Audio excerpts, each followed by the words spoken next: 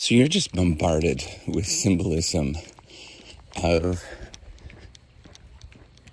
how to make extraordinarily amounts of money very early on. And there's only a few people that I know that are actually teaching you how to become a billionaire, to have extraordinarily large amounts of wealth. And I've talked about this a number of different times. The story is completely different. And the first one will leave you broke.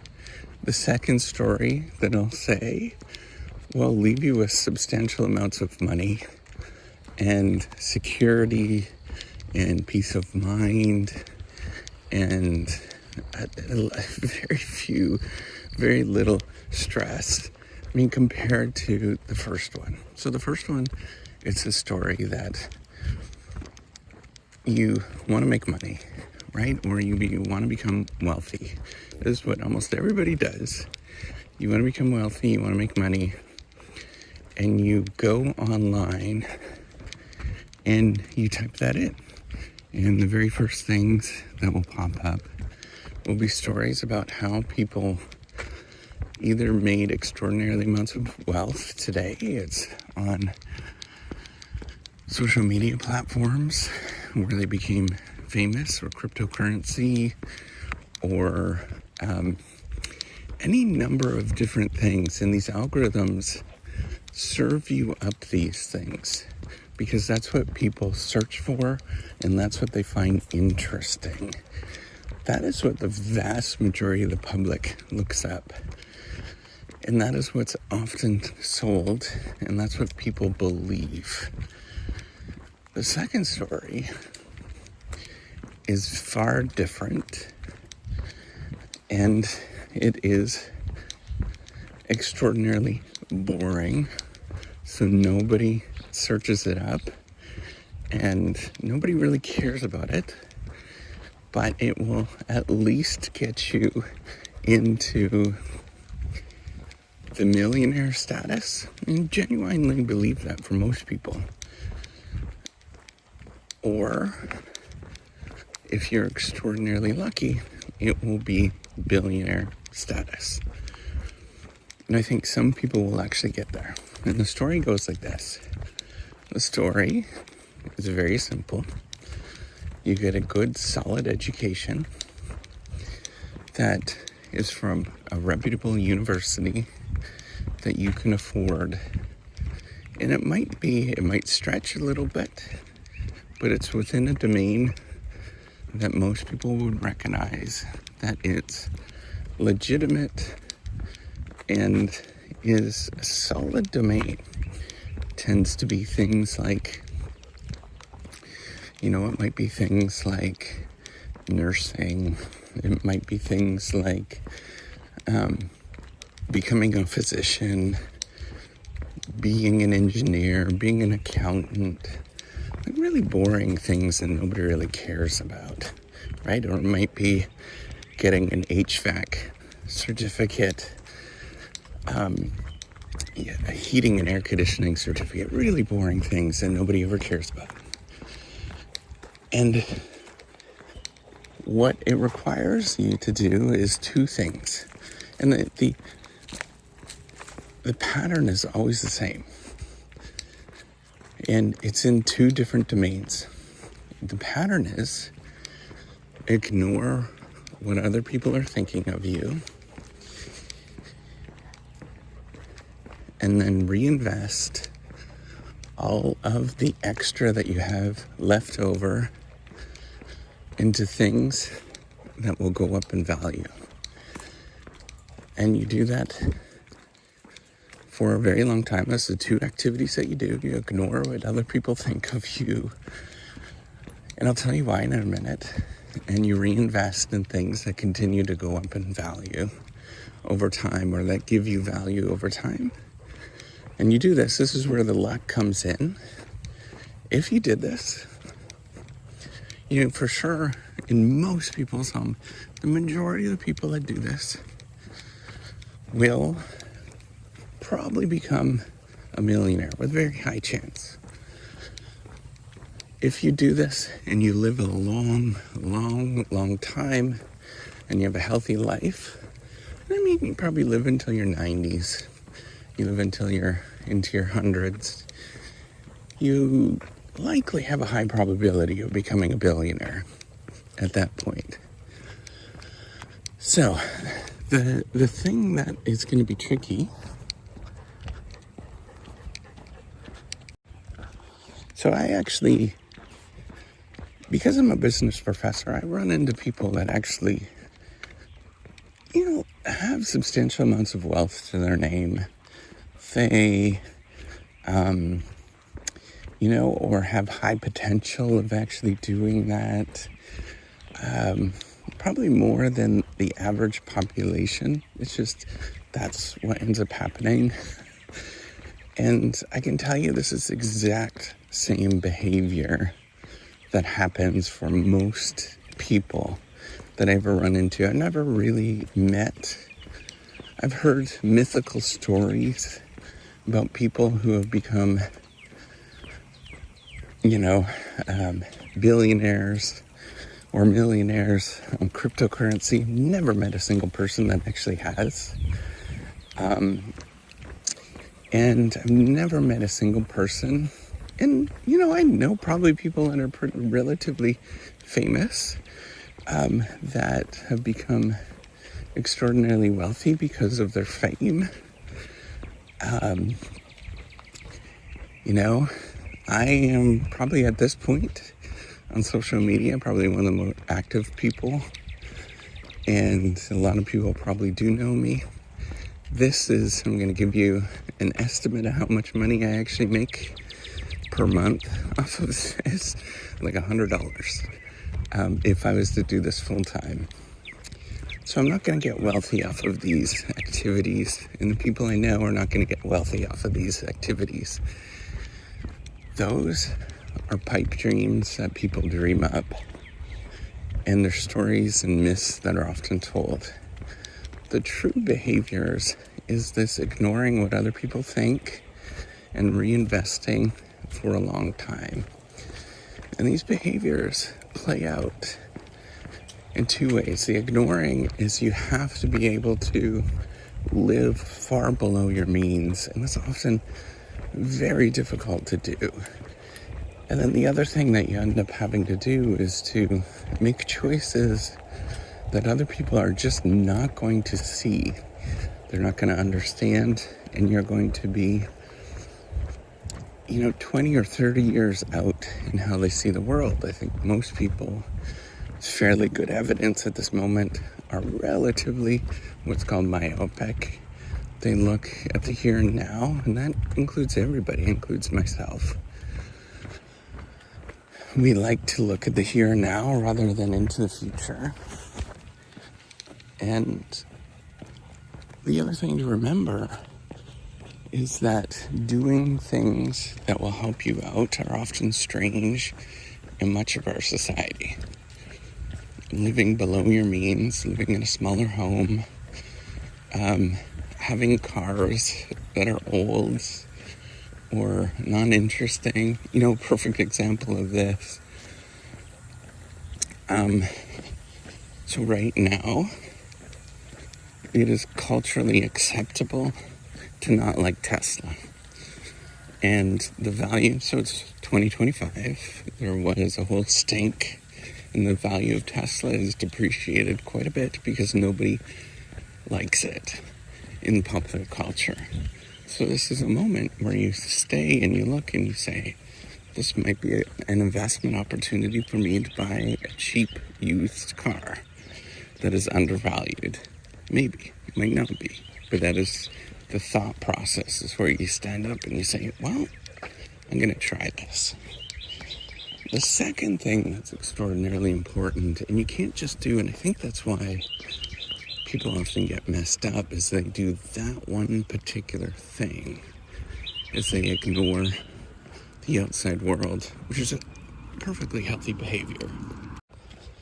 But the second behavior has to go along with that, and that is the investment on two fronts. First of all, it's taking 10 to 15, 20%, at least 10, ideally 15, in a perfect world, 20% of everything that you ever make, and reinvest it into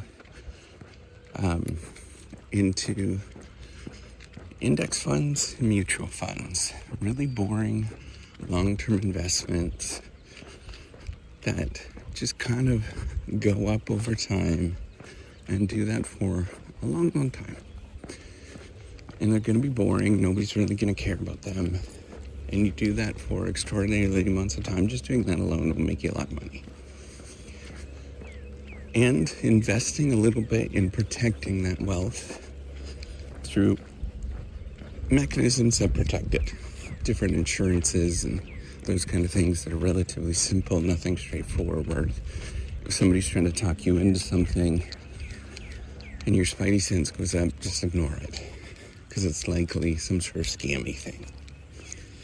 The other part, and this is where I think is incredibly important, of reinvesting is into your own capabilities, your own skill sets, your own education. Operating yourself as if you are a company. So we tend to even not do this. Most of us tend not to do this, right? We get that education, we pause, and we don't do anything else. And this might be doing things like not just about reading. You know, I'm not necessarily a big fan of reading books anymore, but finding things that motivate, encourage, and get you to expand your horizon. Right? It's not just about books. You can read a lot of nonsense books. They're absolute garbage and take you down the rabbit hole in the wrong way. But very simple things that you might want to invest in areas that are relatively profitable. You know, courses about,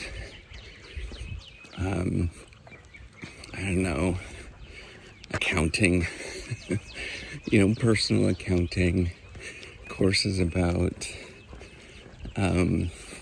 really simple things of everyday life stuff, how to manage your family well, getting and talking to a therapist every once in a while. Maybe not every day, but every once in a while when you're getting those sort of down moments. And thinking about how you're going to do this over the long term. And even when you have kids, thinking about how you're going to reinvest in them so that they accelerate and they do well. Right? Thinking about buying them, if you have kids, thinking about buying them experiences and paying for experiences that are going to advance themselves. Reading books is part of it, but many other different things that are part of it. But it's thinking about that reinvestment and thinking about future returns. One of the best ways often is experiences, right? Dedicating some time to build a family bond so that people feel rewarded and they're part of something. So I think if you do those two things, right? It's the ignoring what other people have and what they expect of you and continuously reinvesting for a very, very long time, you'll start seeing dividends pay off. Now, there's one of the more challenging things that happens is when you have to make kind of an ambiguous choice, right? And there's no right answer to this. This is a choice of, let's say you get into, you get into a course that's at the Harvard Business School, or you apply to another course that's at a state institution. You know that they have very different cost structures. One's a lot more expensive than the other. And as well, very different benefits that come from it. And there's no right answer to choose with those. I think if you can afford it, some element of prestige and status to communicate to other people is an important part of life. But there's also just the pure education component of it. I think balancing those that's right for you is the right thing that you will do. Just know the status and prestige often means a lot to other people and communicate something. So even though that you have the education, and this is where it's tricky, even though you get the education and it doesn't have the value in the marketplace, you might not gain any value from it. And that's where the challenging part comes from, is balancing those two things. That's from the extreme. But we often face those things all of the time, and there's no real quite right answer. I think in those moments where there's no quite real answer is to take a pause, write things out, and then just follow your heart, because you're never going to quite know. So I think if you were to do these two behaviors, barring that you don't have too many ambiguous experiences, and you just do it an extraordinarily long time, right? And I'm talking 30 years, 40 years, 50, 60 years. There's some really important things that will change in your life.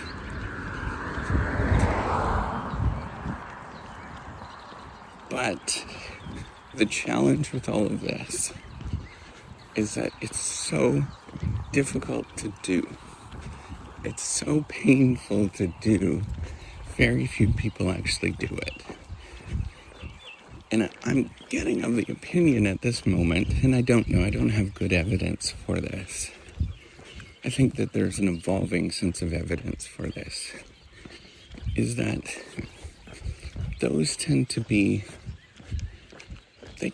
have other reasons, other factors behind them that are very, very important in terms of dictating whether you do one or the other.